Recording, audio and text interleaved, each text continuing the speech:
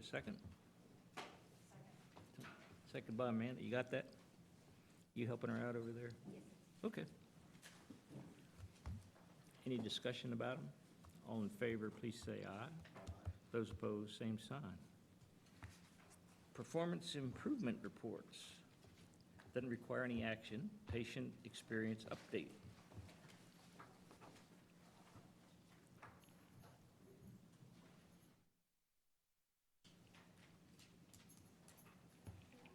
Good afternoon. Hi, I brought a friend with me today. You want to introduce? Brought a friend with me today. Rob, do you know Amanda and Zim Zimmerman? I do not. Okay. Why don't you introduce yourself? Yeah, so I guess I should turn this on for posterity, right? So I'm Rob Stevenson, and I'm just a little bit less than a month into tenure as interim Chief Quality Officer of this organization. Previously, I've been a surgeon here for almost 15 years. For the last year and a half, I have also served as Vice Chief of Surgery for Quality, Safety, and Patient Experience under Acclaim. And I still hold that title as I'm in this interim role.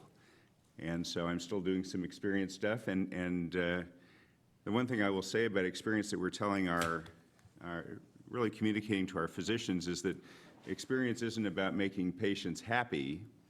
I mean, although we certainly want our patients to be happy, and that's a great thing to want to go for, but the thing we're telling our physicians now is that experience, and especially the way we're measuring it, is a predicate for quality. So it's a very reasonable and tight partnership between experience and quality that will ultimately drive these results for our patients. So I'm going to turn it over to Laura to lead off this part of the presentation, then we have some interesting things to share with you as well. And I think it's really an important piece to the puzzle is that our team as a whole really realizes and recognizes that patient experience does lead to better quality outcomes. And when we can get that across and when that understanding is very clear, it becomes a very different way of looking at it rather than just it's a smile survey, because there's not one question on the survey that asks about are our patients happy or do they smile while they're do they smile while they're here. So that being said, we'll hop into the slides. This is the most current update. We do update our dashboards on the 20th of every month. The data is lagging a little bit, and so this is the most recent information from really the closed out month is February, meaning we still have been receiving surveys in, but those months are not closed.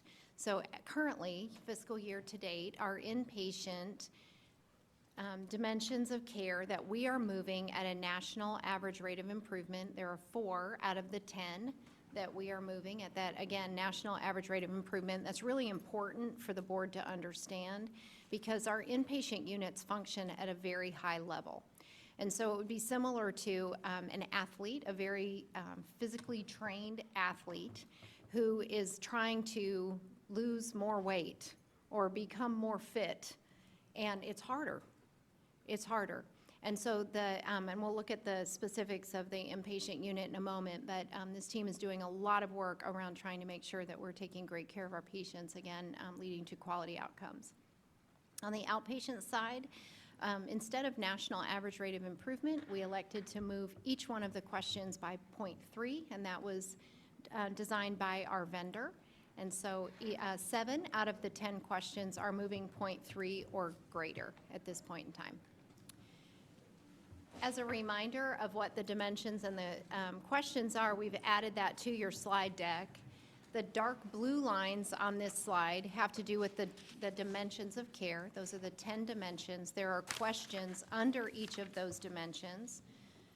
So for instance, under care transitions, the question is, during your hospital stay, staff took my preferences and those of my family or caregiver into account in deciding when my healthcare needs would be, my healthcare needs would be met when I left.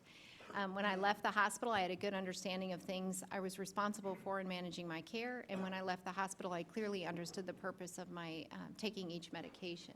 I'm not going to read all of these to you, but they all follow that same vein, which is all around how often did particular elements of care happen during the patient's stay. And that's really different than the way that we used to measure a few years ago. So again, of these dimensions, what we're seeing is 4 out of these 10 dimensions move. So we've moved those questions and a national average rate of improvement. There's an important thing to mention, though, here. When you look at communication about medications, communication about pain, communication with doctors, communication with nurses, discharge information, and the overall rating of the hospital, all of those dimensions have moved up since last year, even though the communication with nurses dimension is down by 0.3, it has moved up over last year. It just has not moved up at the national average rate of improvement. Again, realizing and recognizing that that dimension performed at a very high level. Make sense so far? So far, so good. So far, so good. When it comes to the outpatient world, 7 out of 10 of our questions, there are not dimensions in this world, there are only questions. This is a real-time survey that is done right after the patient leaves the clinic. And questions are, again, very similar to what they are on the inpatient side, and 7 of those 10 questions are moving 0.3 or greater. And what I think is really important to mention on the outpatient side is we've been working a lot, as Rob mentioned, and this is part of why I think it's important that we're here together. We've been working a lot on provider communication and the elements thereof, and every one of our questions that are related directly to the provider on the outpatient side is actually moving up over last year. So that's an incredible amount of work and a very heavy lift that has taken place this past year to make sure that our physicians really understand the survey and can actually perform their behaviors based on what the survey is actually measuring, because that's what's important to patients.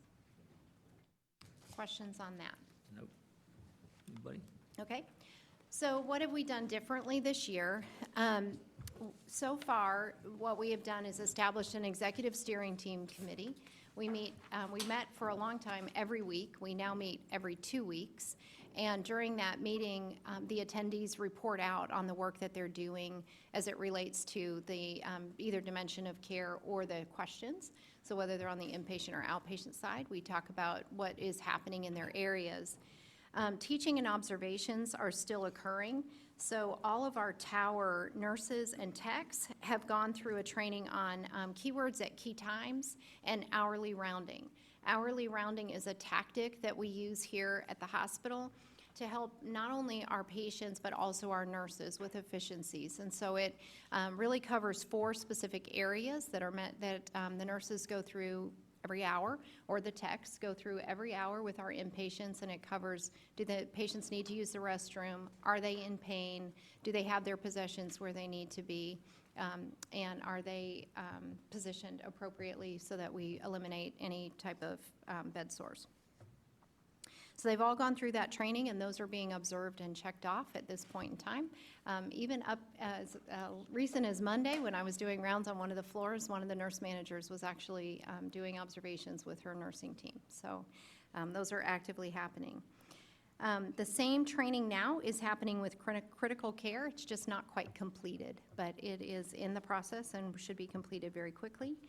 We have also completed training with all of our PARs in the clinics on keywords at key times and how to greet our patients in a way that makes them feel welcomed. And we are beginning behavioral health in the emergency department now. EVS is also going through specific training in patient experience. And then 2 times per month, we have all of our new nurses and any clinician that is struggling with any of the tactics that that are related to any of the questions or dimensions that we have here. They go through 2 times a month. We actually offer HCAPS University, and so they can come back through, and that's a longer training. It's a much more detailed training.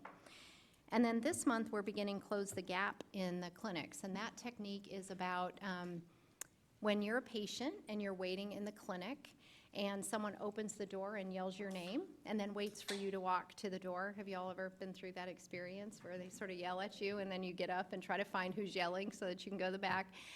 Not that that would ever happen here. But Close the Gap is where we actually meet the patient where they are. So we walk over to where they are in the waiting area and we walk with them and we begin our aided and we begin our introductions of what that particular visit might look like. And that's actually being done as a train the trainer module. Any questions on any of that? Anybody? Okay. Rob, do you want to talk about the dyad? We're creating this other really neat concept and product here, and so Rob and I have worked directly on it, and so I'd love for him to talk with you about that. So the missing piece, you know, our employees here are so engaged, and they have been on board with where we need to go for our patients for a long time, and that's been reflected in some pretty outstanding scores, particularly on the inpatient side, for quite a while. And even though we are only at 4 dimensions improved on the inpatient side, the baseline is really, really high on the inpatient side, so it's a little bit harder to push those up. So the missing piece has been our providers.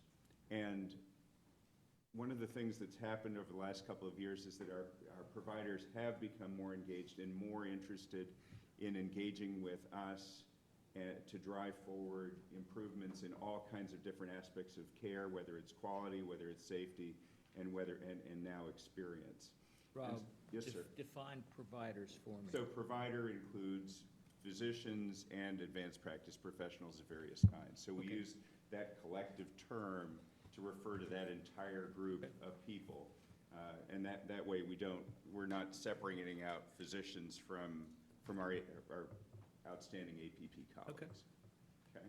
So Laura and I did quite a bit of, sorry, I'm away from the microphone, did quite a bit of brainstorming about how we might bring our providers together with our other team members to really drive forward improvements in experience and thereby drive forward improvements in quality, as these experience dimensions, as I've said, are predicates of quality. So what we've done is create across the network a whole series of dyad relationships, dyad partnerships between key physician leader types. They don't have to have a title, but they have to have some leadership chops, and key nursing leaders on the inpatient side, and then perhaps in a slightly more complicated relationship on the ambulatory side between clinic managers, nursing leaders, and providers. So I've been responsible for creating the inpatient side of this, and we've basically partnered all of our nursing directors with dyad partner physicians, and then down to the unit level. Every single unit manager now has a dyad partner physician, and they happen to be all physicians at this point for those relationships. What I expect from all these people on the inpatient side is to attend as often as they can the staff meetings of these nursing units to talk about experience, quality, and safety issues, to meet with their nurse manager at least once a month, and to do rounds for experience with our patients on these various units at least once a month. So those are the expectations for what we want to see from them in terms of that work product. And then what we've done in addition to that is we are in the process of developing a pretty phenomenal mastery program in patient experience where, and you can see the different things on this screen, you can see the different subject areas that we're going to be covering. This is going to launch in June with sort of a recognition event, and then follow along with educational sessions in all these areas. The goal of the sessions is to have a fairly short didactic piece, and then a longer experiential piece or practical piece where we practice these techniques together. And then at the end, they'll have a graduation and receive a mastery certification in this area. In addition to that, and I'll let Laura go on to this, is this is now getting integrated with our Practicing Excellence curriculum, which is a which is a program we've been involved with, as probably many of you know, for the last year and a half or a couple of years, which is Steve Beeson's program, which originated out of San Diego. But I'll let Laura talk about that part of it. So if, for those of you who've been on the board, if you recall, we were selected as a pilot unit for Practicing Excellence, which is a physician-led curriculum by physicians for physicians. And we have been actively utilizing that particular platform for the last year and a half or 2 years. We currently have monthly provider forums, and we end up with right around 50 people in each of those sessions. They are physician-led, so our physicians are actually leading those sessions. And the Practicing Excellence has created a certification program that fits really nicely within this mastery program. And so at the end of this, not only would these physicians walk away with a certification from JPS, but they would also walk away with a certification from Practicing Excellence, which will be a nationally recognized certification. Both sides will offer CME credits, so they'll be able to get CMEs as well as just really enhance their skill set in the way that we care for patients. And that is across the network. So that will be, what you see on your next slide are actually those individuals who have agreed to do this on the inpatient side. And then we are actively recruiting on the clinic side and have not quite finalized that list yet, but this is scheduled to launch. First session will be toward the end of June. So what we're hoping from this ultimately is to do something in experience and quality and safety ultimately as well, that's something akin to what happened with the TCU cohorts, which is to create a group of highly engaged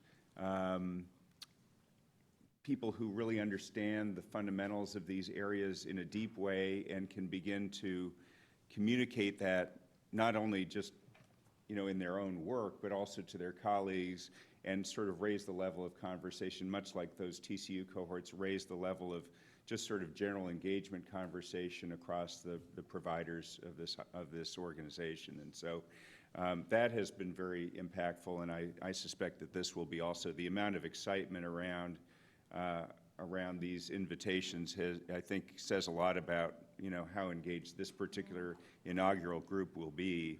And so we're very excited to get this going. What questions can we answer for you regarding patient experience? Yes. I've got a question for you. I normally wait until the presentation's over before asking questions, but a lot of times it gets answered in my way. Sure. Do not understand the transition from your digital numbers here to your 4 out of 10.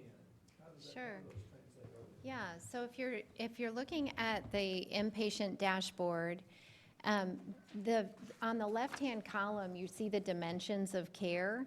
Those dimensions encompass the questions that are on this sheet here. So each of the blue lines is a dimension of care that CMS has determined is important for us to measure our patient experience by. So their care transitions, communication with nurses, communication about medications, discharge information, communication with doctors, cleanliness and quietness of the hospital, communication about pain and responsiveness of hospital staff. In addition to that, there's an overall rating and a likelihood to recommend dimension as well. So those dimensions, there are 10 of those, and our goal was written around moving a target of 5 of those dimensions, the national average rate of improvement for the year. So the number represents the 10 categories. The number 4 represents the number of categories that we have moved the average rate of improvement nationally. Last year, what were you? Well, in what respect? What were you, a 4 last year? Well, we didn't measure it this way last year, actually. Okay, so We this is the only first went year by you're doing one this? question. Yes, the last several years, we've actually only used as our organizational goal the overall rating of care. We have always measured all of these questions, but that's the only one that we actually brought up to the board. And are other hospitals measuring themselves the same way? Other hospitals measure themselves this way and many other ways. There isn't a national agreement as to which way is the best way to So measure. there's no way we can compare what we're doing with regard to what other hospitals are doing? Yes, we actually can. Okay. So we can measure it at a deeper level. So Every one of these numbers that you see here correlates to a percentile ranking, and the percentile ranking is how we would compare nationally with every adult acute care hospital across the country.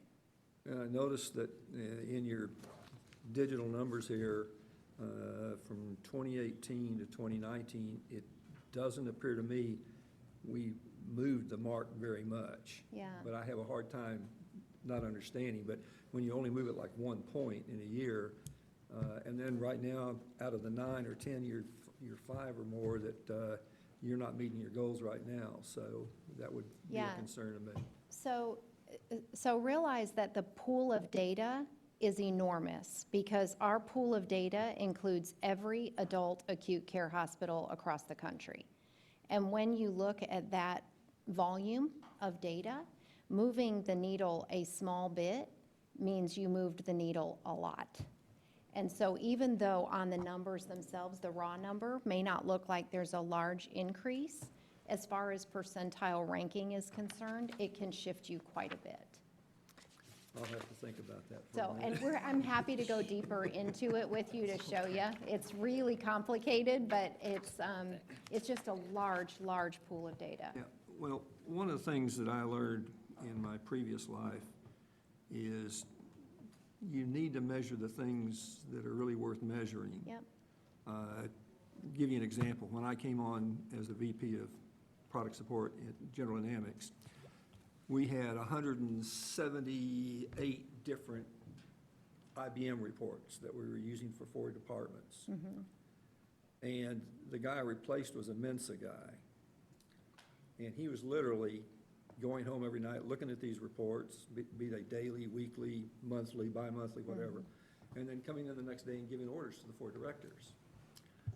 Well, I went to A&M, okay? So I'm not going to propose to be a Mensa person at all. So I took the first report for our Tech Pubs department home. And 3 weeks later, it was a weekly report. 3 weeks later, I'm still looking at that same report. And so I said, this isn't going to work.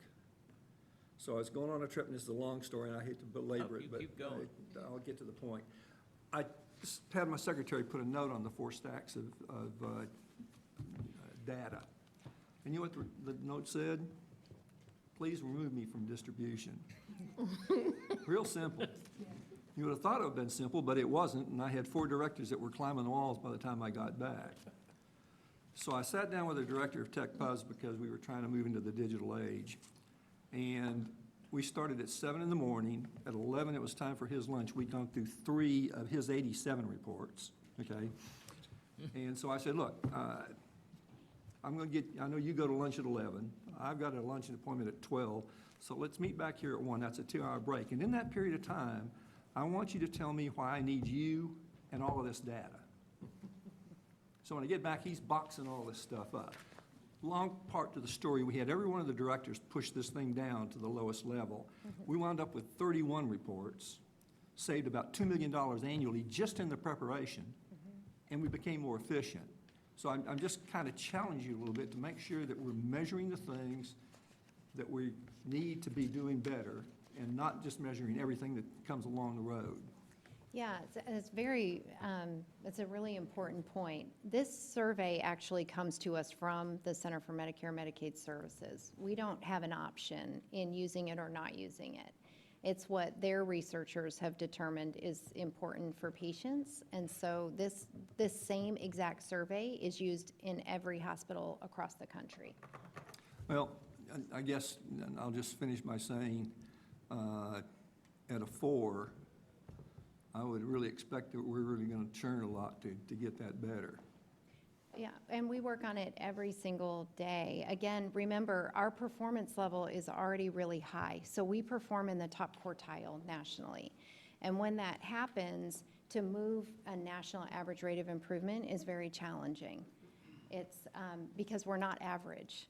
We're already above average. And so moving the needle at a higher level becomes harder and harder the better you get. Then I find it hard, somewhere the scale has got to be wrong then, because 4 doesn't say you're above average. okay? It doesn't communicate that to me. 4 out of 10 doesn't say that you're above average. So something's wrong with, because the other thing I'll tell you is that when you continually have that low a mark, sometimes your people kind of quit trying. And I don't think that's the case here, but I've seen it. And so you need to be able to substantially be moving the mark. And so if it's 4, and 4 is never going to move, where are we?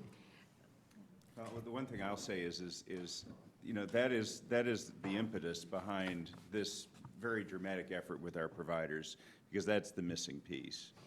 And that has been, you know, to really have a tight partnership between our providers and all of our other staff on this stuff. And that is the reason for this substantial effort. This is not going to be a minor thing we're putting together here. It's really big. And the only thing I'll say from a if I may, sir, from a mathematical standpoint, you know, the number, so there's a difference between the number that we're moving and our current percentile rank, right? So our percentile rank is what it is.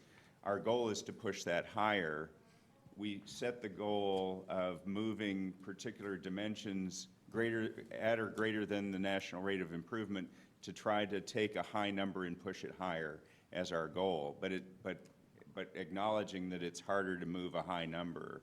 And some of our units actually that have had the most difficult results on an individual unit basis are the ones that are the high flyers, the ones that are sitting up in the 90 percentile plus range. They have obviously a tougher time pushing it yet higher on a consistent basis because there's a lot of noise in there too. Yeah. So, And I understand that, and also, since this is the first year you're doing this, yes. then, you know, there's room for us to figure this all out. I metrics, think the for things sure. you're doing For look sure. like they're the right things to be doing, but I just, in my business, you've got 2 warning lights. One says caution, caution, the other says warning, warning. Caution, caution is kind of where I think we are right now. Warning, warning says you're about to crash and, you know, give up the ghost, but I'm sure the board members will all do everything we can to help you. Including cheerleading you. Yeah, no, we need that. And, you know, I mean, we're trying to make it right for every patient, every day, every time, and we see 1.2 million encounters a year. So that's a lot of people that you're trying to get really functioning in the And the I right do zone. appreciate that, because I had 3,500 people working for me. It was the largest department of General Dynamics, and they were all over the world, so I kind of understand. It's difficult. You're moving a lot of information and trying to herd a whole bunch of people in a certain direction. I appreciate that. Yeah, no, thank you for your comments. I appreciate it. Reverend had a question. Yes. Not so much, well, I do have a question, but there's a comment on what Zim raised also, is that I think it might be, at some point, we take a break and go back and explain, because we have so many new board members, what the threshold, what the target, and what the stretch is. Sure. Because as you look at that Yeah. as an old board member, older than others, right, experience, right. Thank you, Thank you, Charlie. thank you. Thank you, Charlie. That we understand the 3, so as Zim looks at Right. that 3 and Sure. that 4, they may not understand where that is, and that could be higher than what Yeah. one appears, okay? That's a great point. Yeah. The other thing is, I want to go back to the certification program for a second. Now, if I understand correctly, JPS was selected as one of the hospitals to be a part of the pilot program. Okay. As a pilot program, then what we do, hopefully we'll work out all the kinks, but the program is something that is projected to be long-term? Yes. Yes, this is round 1 for us building a patient experience certification program like this. And this will be the first of many. We will continue to have these after this particular first one is completed. And then we'll take a look back, really see what worked, what could we improve upon, and then we will continue to offer the program. Okay. Yes. Because I would just hate for us to have gotten started in the program and then down the road, Yeah. it goes by the way. Yeah. So we were the pilot 2 years ago. The program is still going strong and actually has grown. And so there are other hospitals that are within that now. We just happen to be on the front running of that. How many hospitals are now involved? It's big. It's big. There's over 50 or 60,000 members now within the program. please. I have a question, more comment from the survey itself. I know that it's a national survey. It's randomly selected of who receives the survey. I'm looking at the questions, and thank you for our meeting before and explaining all. Sure. It was Yeah, no, my fantastic. pleasure. I'm a data wonk, so this got me very excited. However, as I'm looking at the questions, wondering in the language barrier, because I know we've had issues with CMS before on language and how to translate those particular questions. Have y'all seen these questions in different languages and evaluated them from individuals on a Yes. 3rd to 8th grade level? We actually, yes, the surveys are available. Again, it's the same survey. We actually measure in Spanish. We measure 4 or 5 different languages, and we look a lot, particularly at those that we interpret for here at the hospital. Last year at JPS, we actually interpreted for 110 different languages. And of that group, though, there are 4 that are typically seen, English being one, Spanish, Vietnamese, and Arabic being the others. And so the survey currently is available in not some, but not all of those languages, so we survey as we can. And we actually review that data. And it's interesting, actually. It's a very interesting split. For the most part, our Spanish-speaking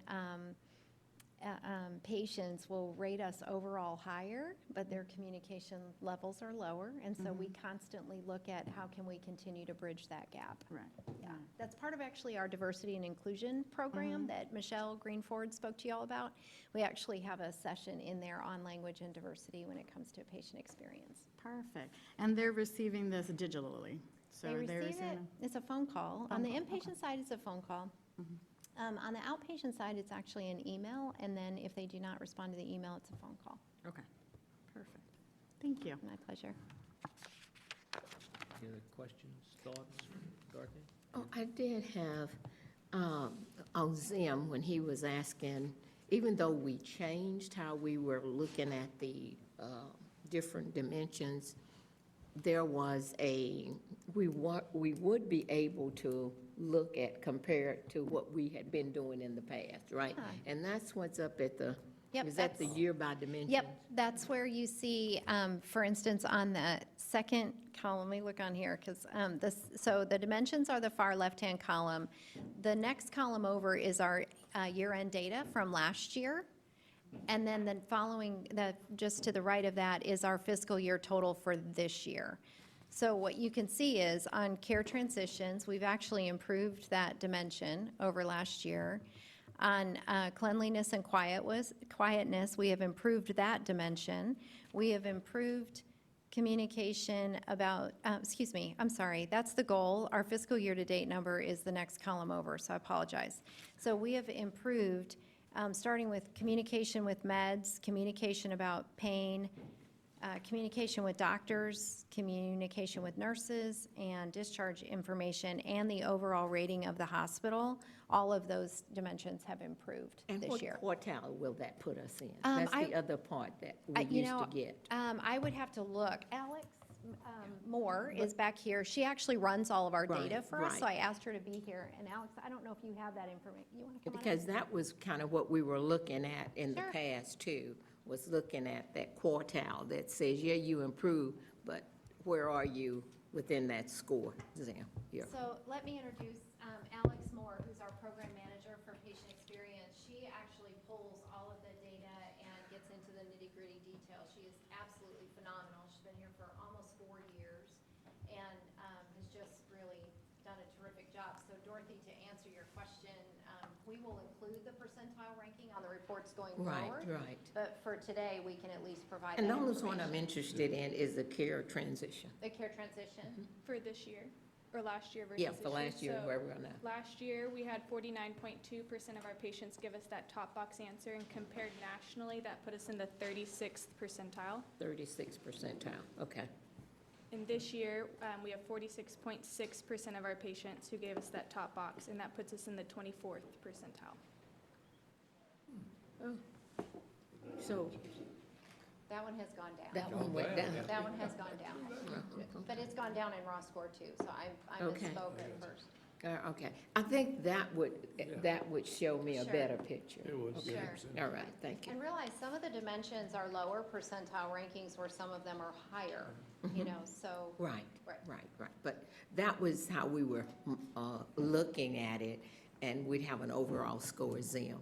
And we were not moving, so we decided to look at them, pull an individual and say, okay, let's set a target here.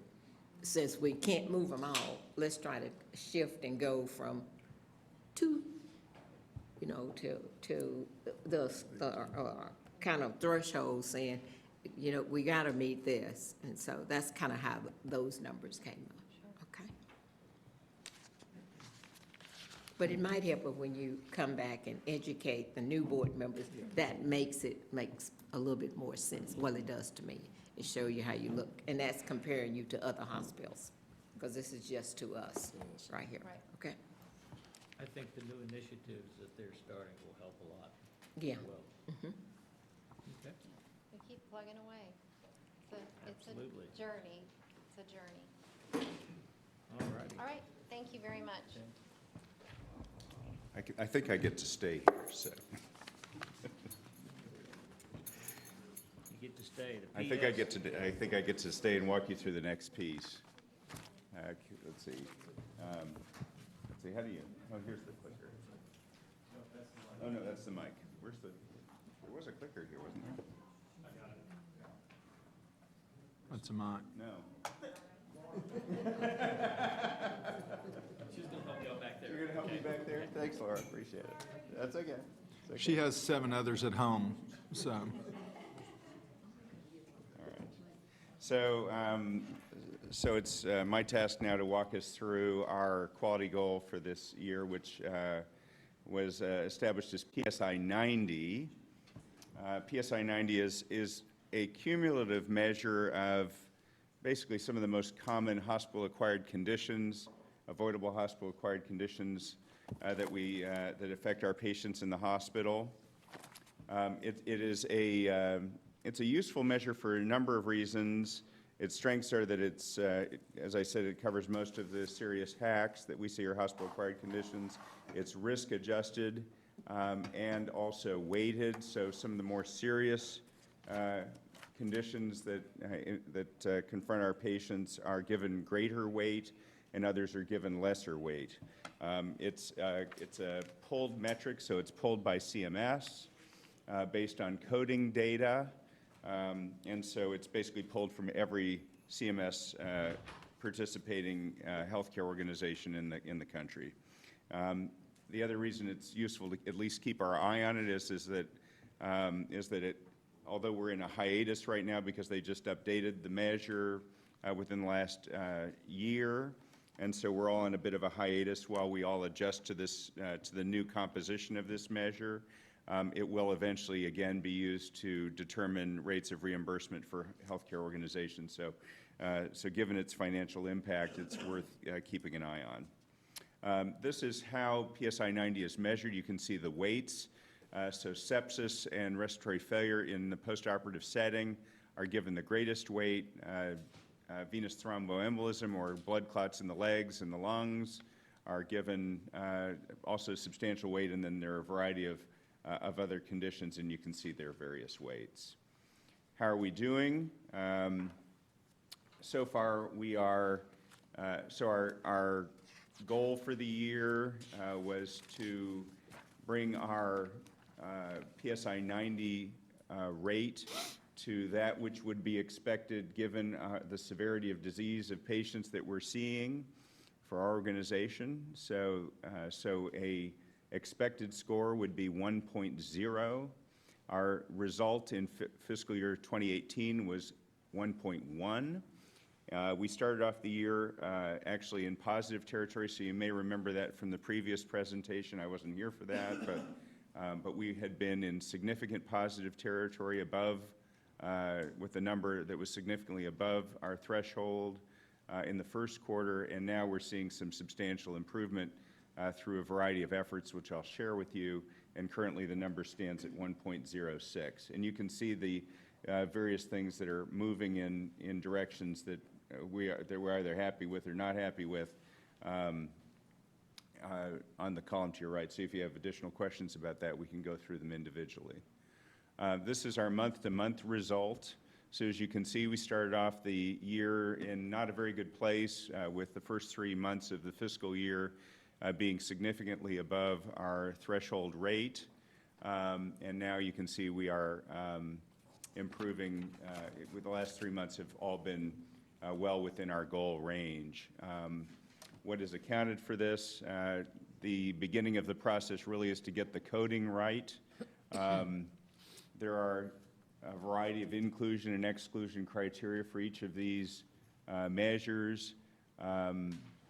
It's important to nail that down very precisely. That requires a lot of participation, not only by our health information team, but also providers especially, to make sure that they're recording diagnoses accurately and both directly related to the condition, as well as to make sure that we're capturing appropriate exclusion criteria. This is very important, of course, because the real goal of any measure that we have around the hospital, particularly to Mr. Zimmerman's point from earlier, is to make sure that whatever we're measuring is actionable, so that we have measures that we can take to our providers and say, hey, we've got some opportunities for improvement in these areas.